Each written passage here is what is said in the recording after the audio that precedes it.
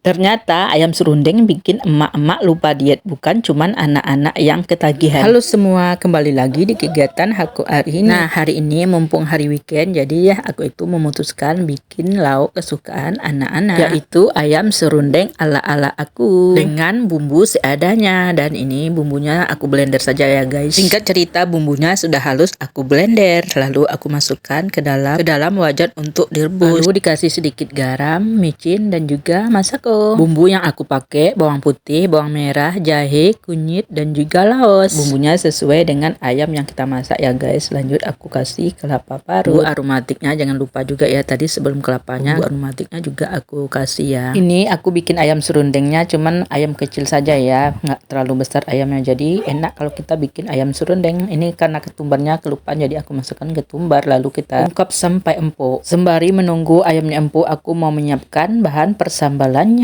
Dan ini karena ada tahu, jadi aku mau merebus tahu dulu biar nggak terlalu asam ya, nanti kalau kelamaan aku rebusnya nanti asam tahunya. Lanjut ini aku mau blender cabai yang sudah aku siapkan. Bahan bumbu untuk sambalnya seperti biasa ya teman-teman, ada cabai merah, bawang merah, dan juga tomat. Dan ini ayamnya sudah empuk, lalu kita matikan kompor dan lanjut aku mau merebus tahu. Lalu kita kasih sedikit garam tahunya biar ada rasa ya. Dan aku lanjutkan untuk mau menggoreng ayam karena ayamnya sudah matang, jadi kita goreng. Ini aku goreng ayam terlebih dahulu ya, baru nanti terakhir serundengnya. Ini sengaja sih aku masaknya di panci yang lebih kecil karena ayamnya dikit, yang banyak itu bumbunya. Maksudnya bumbu serundengnya yang kebanyakan, karena kalau ayam serundeng ini kita buat yang bumbu yang laris duluan, yang ketinggalan itu pasti ayamnya. Begitulah ya teman-teman kalau aku masak ayam serundeng. Nah, singkat cerita ini ayamnya sudah matang, lalu diangkat saja dan aku lanjutkan untuk menggoreng bumbu serundeng. Ini bumbu serundengnya sebelum digoreng yang pasti kita saring dulu ya teman-teman biar nggak kelamaan kita masaknya. Nah, karena masak bumbu serundeng ini memakan waktu yang sangat lama, jadi aku persingkat saja videonya. Dan ini bumbu serundengnya sudah matang dan juga ayamnya juga ada aku campurin dengan bumbu serundengnya. Dan lanjut aku mau memasak sambalnya. Sebenarnya sih kalau untuk anak-anak nggak perlu pakai sambal, tapi takutnya nanti ada yang meminta sambal, jadi aku masak sambal saja. Sambalnya cuman sambal biasa aja ya teman-teman, tapi lebih enaknya kalau kita bikin sambal terasi, tapi terasinya